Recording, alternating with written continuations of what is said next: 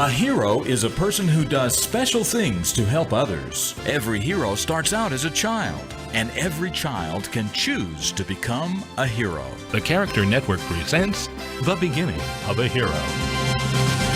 When Carlos was very young, he wanted to be a cowboy. Not just to ride horses and wear a big hat, he wanted to be like some of the cowboys in the old movies. Strong, fast, and hard-working, but mostly honest and full of integrity.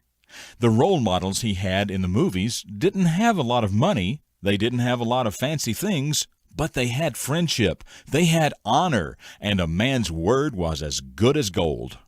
That's what Carlos wanted to be like. But Carlos was just a small boy, and furthermore, he was the new kid at a new school in a city far away from the town he knew as home.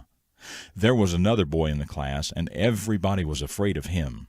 He was mean, and he didn't make very good grades. It wasn't because he wasn't as smart as everyone else. He just let his meanness get in the way of learning. So he became jealous of the other kids who did make good grades, and that just made him angrier.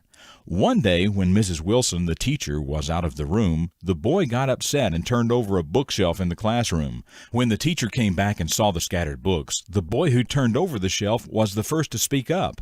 He said that Carlos had done it, and everyone else was too afraid to say otherwise. But just as Carlos was about to be taken to the principal's office, Brandon, who was even smaller than Carlos, gave Mrs. Wilson a note that said who really turned over the shelf.